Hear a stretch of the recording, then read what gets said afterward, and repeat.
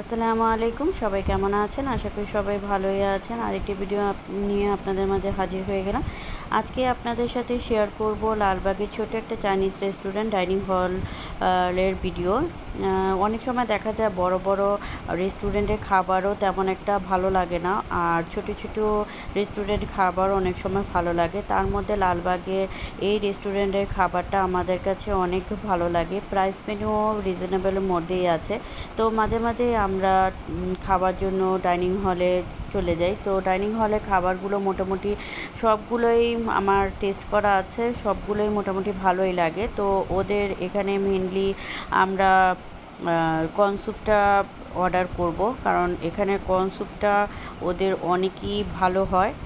আর এখানে আমি মেনুগুলো দেখতেছিলাম কোনটার প্রাইস কত, কিন্তু আগের থেকে প্রাইসগুলো একটু বাড়িয়েছে ওরা। এখন সব কিছুরই দাম বেশি, তার সাথে সাথে তো সব কিছুরই দাম বেড়ে যাবে। তো তাই আমি মেনুগুলো চেক করতেছিলাম যে কোনটা দাম কত।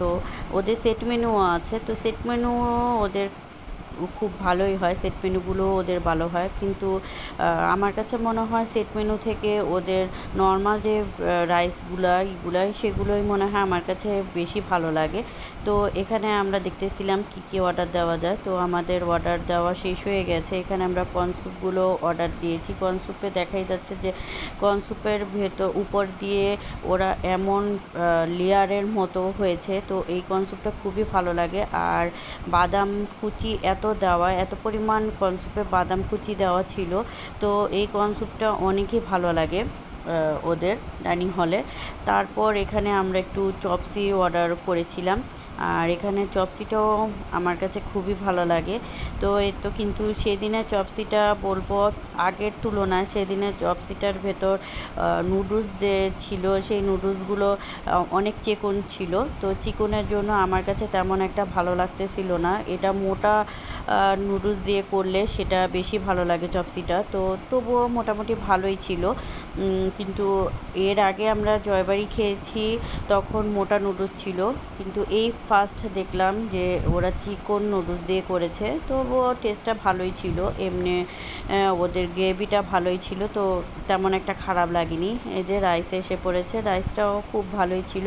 রাইসটা মোটামুটি ওদের আমার কাছে সবসময় ভালোই লাগে, নর্মালের ভেতর ভালোই লাগে। এখানে বনলেস কারি এটা অর্ডার করেছিলাম, আর এটা আমার সবচেয়ে ফেভারেট। রাইসের সাথে বনলেস কারি আমার ফ্রাই না হলেও চলে, কিন্তু এই বনলেস কারিটা আমার কাছে খুবই ভালো লাগে যে কোনো রেস্টুরেন্টের। কিন্তু ডাইনিং হলেরটা মোটামুটি আমার খুবই ভালো লাগে, কারণ এটার গ্রেভি, তারপর এটার সুইটনেস, তারপর এটার চিলি ফ্লেভারটা সব কিছুই পারফেক্ট থাকে। তো আমার কাছে ভালোই লাগতেছিলো।